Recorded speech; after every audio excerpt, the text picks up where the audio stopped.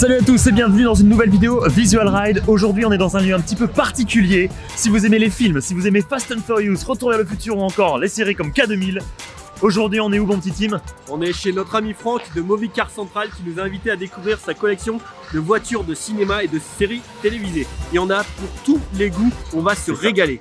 Il y a plus de 20 voitures ici et on va faire un gros focus parce qu'on le sait, vous êtes des fans de Fast and Furious. Nous aussi. Allez, on va voir tout ça? Il y en a 6 à découvrir en votre compagnie, c'est parti. Let's go!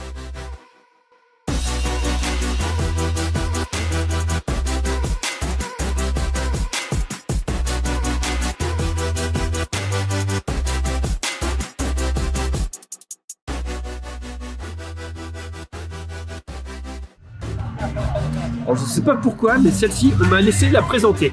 Il s'agit de la Dodge Charger de Vin Diesel.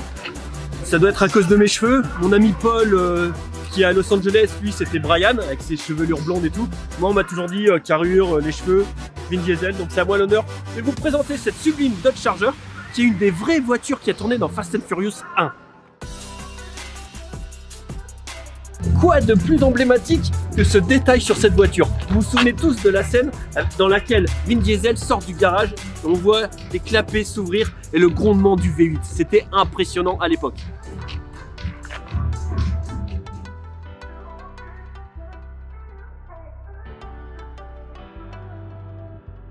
Allez, pour aller encore plus loin dans la présentation de ces véhicules, on a la chance d'avoir Seb avec nous. Alors Seb, vous ne le connaissez pas, mais vous l'avez peut-être admiré au volant de la Dodge Charger de Vin Diesel. C'est un des pilotes cascadeurs de Fast and Furious Live.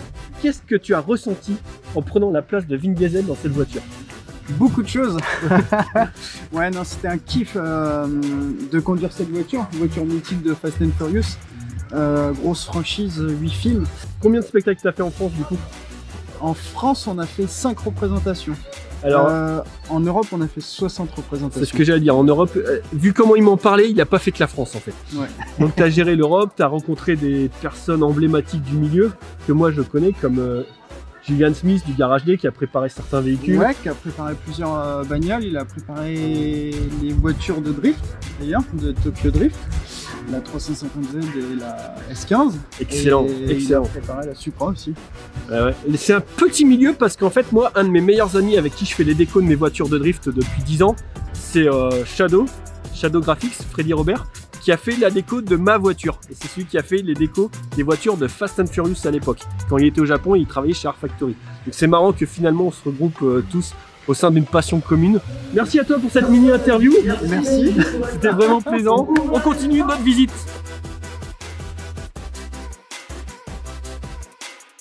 Alors mon petit team, là on est devant l'une des caisses emblématiques du premier Fast and Furious. Qu'est-ce que tu peux nous dire sur cette bagnole? Il s'agit de la Mitsubishi Eclipse de Brian O'Connor, une voiture emblématique du premier Fast and Furious. Alors contrairement aux autres véhicules qu'on va vous présenter, celle-ci c'est une 100% réplique. Elle n'a tourné dans aucun film, mais elle est juste admirable. Alors toutes les répliques n'ont pas la même qualité, celle-ci elle est assez impressionnante.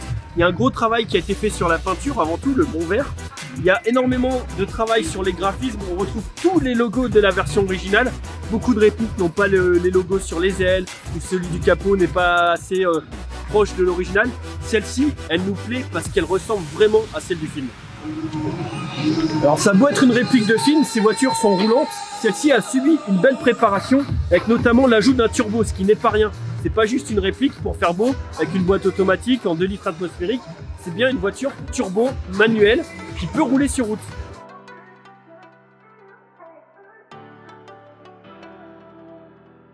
Voilà, moi je ressemble pas trop à Vin Diesel, mais on a encore une caisse de Vin Diesel. On a encore une Dodge Charger, on a encore une puissance américaine. Regardez-moi ce monstre. Le véhicule du grand méchant qui était Vin Diesel dans le dernier Fast and Furious. Elle est bourrue, elle est trapue, elle envoie quelque chose de démoniaque cette caisse.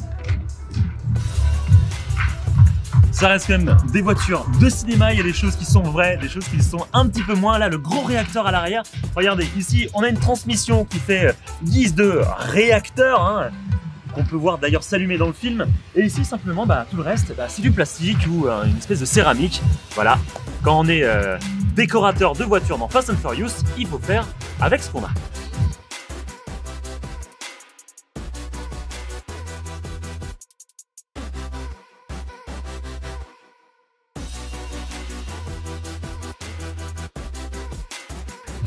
continue avec deux autres véhicules de Fast and Furious. Cette fois-ci, on se plonge dans l'épisode numéro 7 avec les véhicules tout-terrain, particulièrement bourrins, c'est donc moi qui vous les présente, je sais pas pourquoi. Il y a derrière moi le Fast Track, le véhicule utilisé par Jason Statham, à l'époque encore méchant dans la saga. Et ici, nous avons le véhicule de Roman Pierce. Alors c'est le véhicule qui a servi dans la scène où il est jeté de l'avion. Fond vert ou pas, à vous de chercher l'info sur les réseaux sociaux, nous on l'a. Il y a quand même des détails qui ne trompent pas, c'est les gros crochets pour le parachute. Une scène qui était magique, même si déjà très James Bond.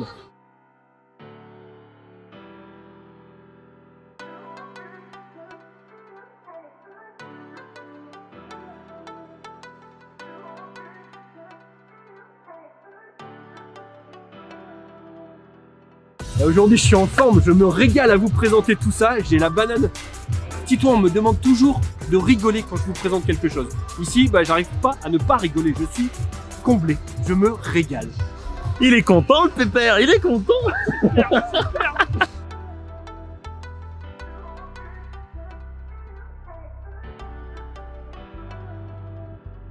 Allez, on termine la présentation des véhicules Fast and Furious avec notre coup de cœur, la Supra de Brian dans Fast and Furious 1. C'est aussi l'occasion pour nous de vous présenter Franck, salut, qui est le gérant de tout ça, qui gère Movicar Central et qui nous met à disposition tous ces véhicules. Merci Franck. Bien sûr, quand vous voulez. Alors dis-moi, tu organises depuis peu différentes expositions, ouais. Tu fais venir les gens, tu leur mets à disposition tes véhicules pour qu'ils puissent se faire plaisir. C'est vrai que jusqu'à présent, en fait, on allait à l'extérieur avec les voitures, et puis là, ça fait 2 mois qu'on s'est dit tiens, mais finalement, pourquoi on fait pas ça à la maison? Et puis bah, le public a répondu présent, donc c'est plutôt cool, on est content, mais surpris et étonnamment surpris et heureux. Ah, tu véhicules quand même du rêve. Moi le premier, tu vois, je baigne dans le milieu automobile, je t'ai rencontré sur un salon, j'adore les véhicules que tu nous présentes, et en arrivant ici, je savais ce que je venais voir, mais j'avais des étoiles dans les yeux, et je suis incapable de te dire laquelle je préfère.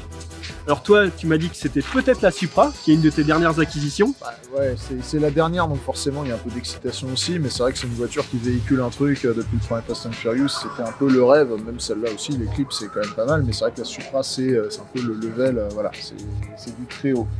En plus, ce qui est bien, c'est qu'il y a un challenge parce qu'on a pas mal de réparations à faire dessus, parce que c'est une voiture qui a été un peu malmenée pour un show live Fast and Furious, donc du coup on a des réparations à faire dessus. Ça apprend la mécanique, ça apprend plein de choses, c'est passionnant, donc voilà, c'est pas juste une voiture, on tourne la clé, c'est là on doit vraiment la mériter pour pouvoir en profiter, quoi.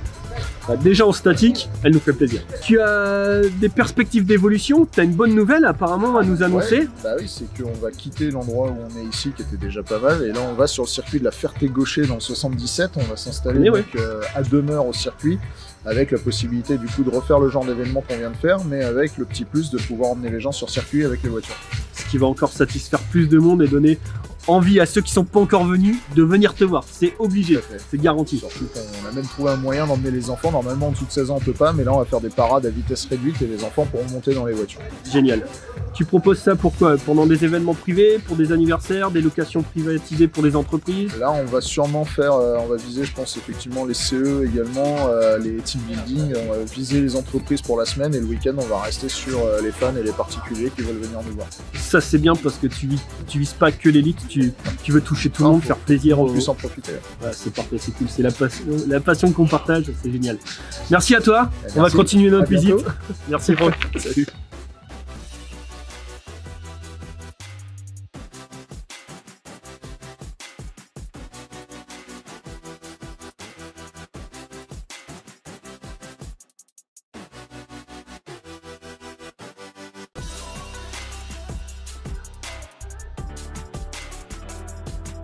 Merci à tous d'avoir regardé cette vidéo.